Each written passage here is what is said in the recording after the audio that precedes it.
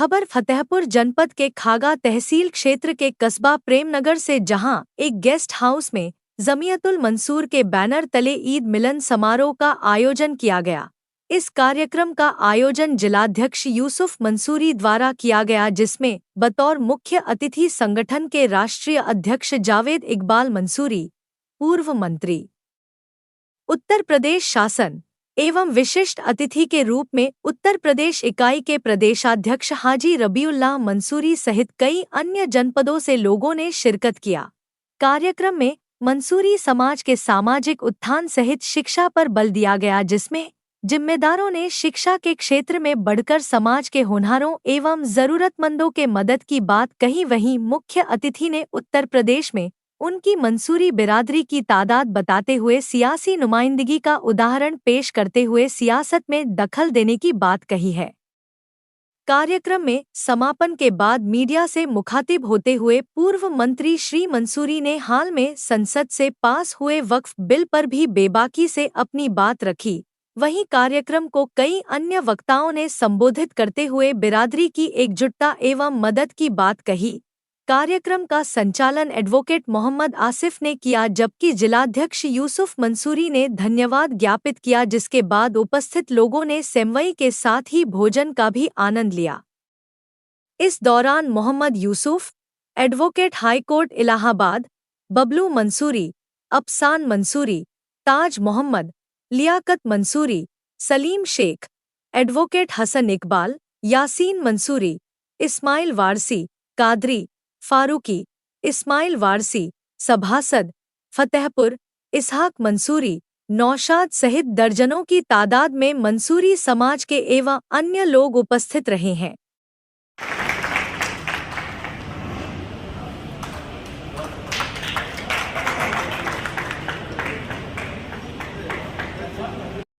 ये बहुत खुशी है, इसका बड़ा फर्क रहेगा। क्या काफी आदमी आया है यहाँ पर, बहुत अच्छी बात है। सिर्फ एक बात कहना चाहते हैं कि हम आप लोग एक जुड़े और जुड़ के हम एक दूसरे को बुलाने की कोशिश करें कि आज हमारे फतेहपुर जिला में कम से कम 3 लाख से कम आदमी नहीं होगा बुलाने का, 1 लाख आदमी कम नहीं होगा। तो इसके लिए थोड़ी सी भेंट है। हमारे इस भाई ने बताया कि हम लोग को बनाया गया है, तो हमने ठीक है आपको बनाया गया है, आप मेहनत करें, वो मेहनत करेंगे तो इंशाल्लाह फायदा होगा आपको। हम और जावेद भाई पूरे हिंदुस्तान में उत्तर प्रदेश से और जावेद भाई जहाँ आदेश देते हैं, हम लोग बाहर मुंबई जाते हैं, हैदराबाद जाते हैं, जहाँ भी होता है हम लोग चल देते हैं। जहाँ से खबर आई तो फौरन वहाँ जाते हैं। अपनी बिरादरी घराने में क्या करते हैं, जैसे फतेह को मामला आया तो आज हम लोग जावेद भाई वगैरह सब इकट्ठा हुए। इकट्ठा इस बात की हमारी आज अपने इकट्ठा होंगे, कल हमारे आने वाले बच्चे कैसे बनाएंगे। मगर वो समाज इतना नीचे है, एजुकेशन में, तालीम में इतना पीछे है कि उसके लोगों ने इसको सही मान लिया और गांव का एक कार्यकर्ता वो प्रकाश राजभर का पीला गमछा डाल के गया थानेदार से बोल गया। वो एक ऐसी जगह पे है कि आप उसकी हैसियत कर्नाटक के अंदर हम लोगों को दरअसल अपनी हिस्ट्री भी नहीं मालूम। हम लोगों को मालूम हुआ कि टीपू सुल्तान हमारे पुरखे, हम टीपू सुल्तान साहब के मजाक शरीफ जाने का फैसला लिया। हम लोग ये उन लोगों के लिए है, मैं बता रहा हूं, जो ये कहते हैं हम वहां जाके क्या पाएंगे। बैंगलोर से जहां उनकी मजाक शरीफ थी वो 80 किलोमीटर की दूरी थी, 80-90 किलोमीटर, और 80 किलोमीटर की दूरी हम लोगों ने 6 घंटे में 4 व्हीलर मार्ग तय किया। 6 घंटे हर गांव के आगे पूरा गांव खड़ा है इस्तेमाल के लिए, और ऐसा गांव था कि माना भी ठीक से नहीं था, हमें खड़े थे और सब बिरादरी और नकाब के नाम से जाने जाते हैं, नबुल्ला के नाम से जाने जाते हैं, जैसा कि यूसुफ भाई ने बताया 50-55 नामों से जाने जाते हैं। हम लोग गए फैजाबाद के प्रोग्राम के बाद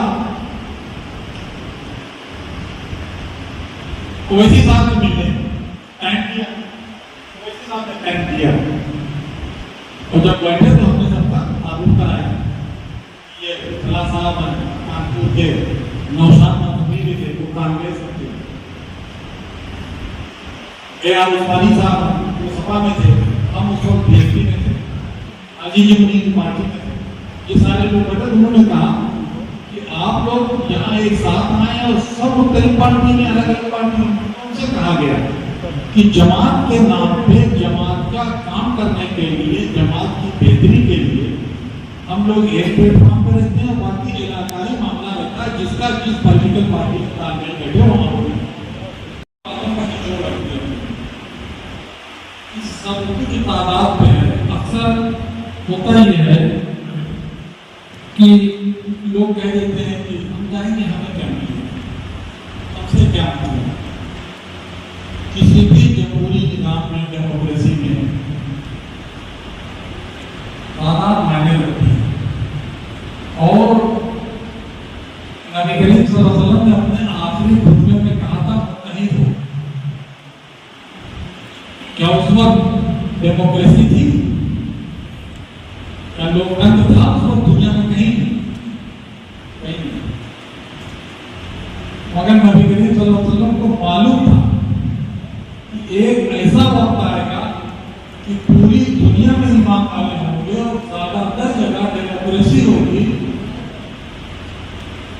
उस जगह पर अगर अपने लोग मुतहिद होंगे तो बात बन जाएगी, और मुतहिद नहीं होंगे तो बात नहीं। अभी जैसे शुरुआत हुई, मास्टर साहब ने एक आर्मी मैन थे, उन्होंने तालीम पे बात करी, एजुकेशन पे बात करी।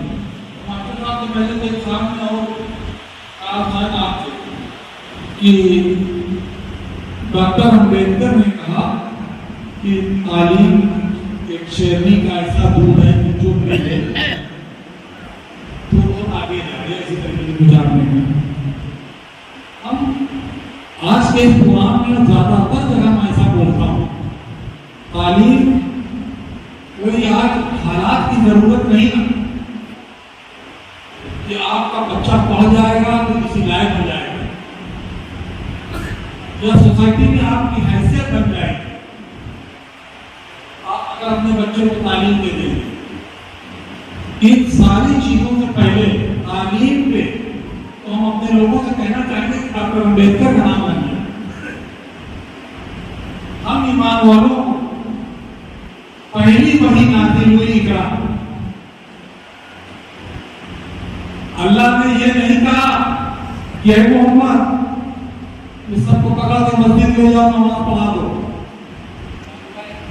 ऐ मोहम्मद हज करा दो, ऐ मोहम्मद सबको कलमा पढ़ा दो, ये नहीं कहा, इकरा पढ़ो।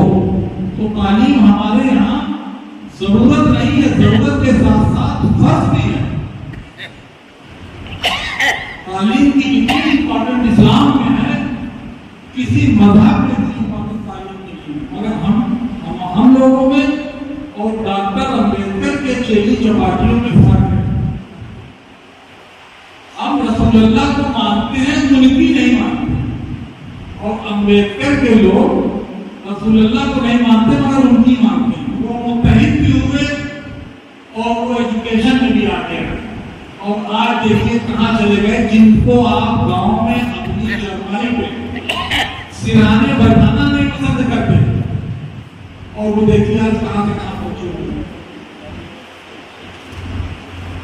हम लोगों से कहीं आगे हैं। ये सारी चीजें हैं साथियों। लखनऊ का एक प्रोग्राम होता है हर साल पूरे यूपी में, अब तो इंडिया लेवल का हो गया, पिछले साल तो इंडिया लेवल का हो गया। जो बच्चे मजदूरी जमात में, मेडिकल में, इंजीनियरिंग में, सिविल सर्विसेज में, एडवोकेसी में जो आगे आते हैं, अच्छे नंबरों से पास होते हैं, उनकी हिम्मत अफजाई के लिए प्रोग्राम, उस प्रोग्राम में आइए। क्या रूपरेखा थी, किस मकसद से आज बिरादरी के लोगों को इकट्ठा करा गया? देखिए मिलन समारोह के नाम से सबको नहीं चाहिए कितना कंट्री मिलन समारोह ज्यादातर आप लोगों ने सुनी समाज में राजनीतिक चेतना पैदा करने को सामाजिक चेतना पैदा करने का और समाज के बच्चों एजुकेशन को महत्व देने के लिए तमाम बच्चों को लेकर हम नहीं करेंगे। फतेहपुर में ये दूसरी फतेहपुर से मजदूरी जमात के लोगों के अंदर सामाजिक चेतना बहुत तेजी से बढ़ती है। समाज का सबसे बड़ा हिस्सा भी समाज में इस तरह के बदलाव आने का मतलब कि दिखाव की जरूरत नहीं है। अन्य समाज के लोगों को सम्मान दिया जाता है। अगर सोशनली एजुकेशनली तो आगे लाना दूसरों के बराबर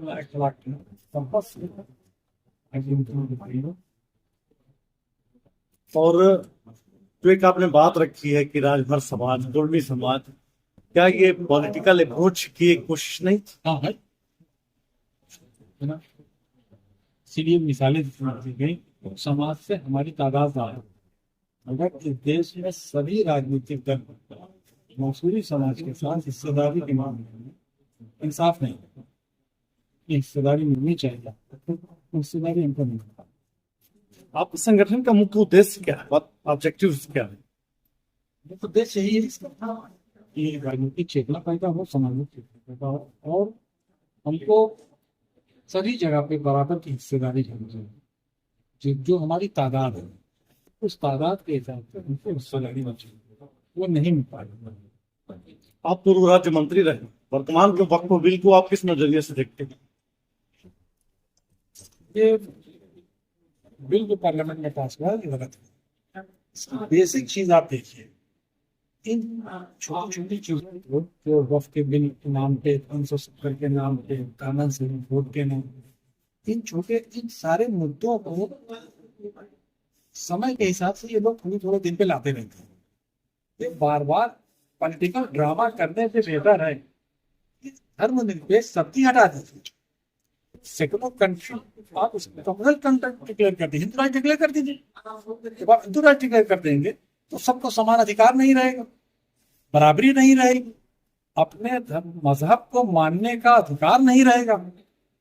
जो इस मुल्क का निजाम है, जो देश का संविधान है, इसमें हर धार्मिक लोग, हर धर्म के लोगों को अपने धर्म को मानने का अधिकार है। आप इस बेसिक चीज को खत्म कर दीजिए। ये जो बिल पास हुआ है, ये इस देश के माइनॉरिटी समाज के लोगों के साथ बहुत बड़ी नाइंसाफी है। लोगों को और एक समझाने के साथ हुआ फिर आप क्रिश्चियन मिशन की भी जो प्रॉपर्टी है आप उसको भी स्टेट की डिक्लेयर कर दीजिए। दूसरे समाज के लोग, दूसरे धर्म के लोगों के साथ तो मुसलमानों ही के साथ हो, ये गलत हो। जो कि नारा है भारतीय जनता पार्टी का नारा है, पार्टी के लीडर पीएम मोदी साहब का नारा है कि सबका साथ सबका विकास। उस हिसाब से ये जो हो रहा इस नारे में तो खोखलापन दिख रहा है, हमारा ठोस नारे में ईमानदारी नहीं। बतौर उत्तर प्रदेश में विपक्षी पार्टी के रूप में जनता में किस तरीके से वक्फ बिल को समझाने का प्रयास करेंगे आप लोग? अब लोगों में, आम लोगों में भी बड़ी अवेयरनेस पैदा हो और लोग समझ रहे हैं कि हम लोगों की जो चाहत है, जो इस देश के नौजवानों की नीड है, जो नौजवान को रोजगार मिलना चाहिए, जो हर महंगाई चरण सीमा पर भ्रष्टाचार है, लॉ एंड ऑर्डर नाम की चीज नहीं, तो इन चीजों की तरफ लोगों का ध्यान न जाने पर देश की जनता को गुमराह करने के लिए, लोगों का जहन बांटने के लिए ये सब काम होते हैं। आप बसपा से आए हैं, एक